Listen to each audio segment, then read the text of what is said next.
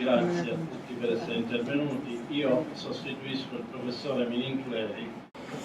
Lo spettacolo di questa sera si intitola I miracoli del bambino, di Nicoletta Nicola, e poi le musiche di Roberto Fuzio. Dico che io, amico e collega Angelo Bella, come strumento anche per cambiare un certo modo di fare cultura.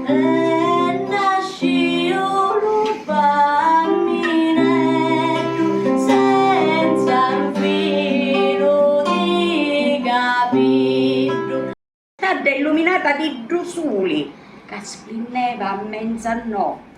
Seri, campagne solitari, boschi, scalando montagne, attraversando fiumi. Io ti ringrazio, figlia bella e amorosa, e ti ringrazia magari il mio figlio. Sottamperi di Cirasa, San Giuseppe fa la casa per lo signori, senza peggi ma con l'amore, e so se pastore non dormire più, lo vedi che è nato bambino Gesù. Sì, uscecco e poi facevano ciò che potevano per guardare la Sacra Famiglia, ma più di tanto non potevano. E San Giuseppe, fuori di la rotta, miso all'usciamento, batteva Barbarozzo e priava tutti i santi. Povero San Giuseppe! Basta.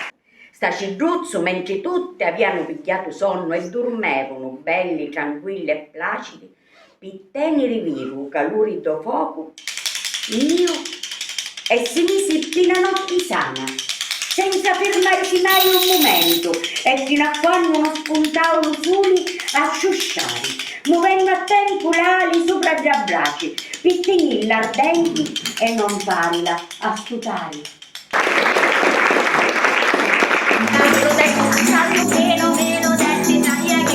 La destra su mezza e la destra di sapetta, e lo destra su tamburetto, e lo destra l'angiletto. L'angiletto caro caro, e la mezza di volaro,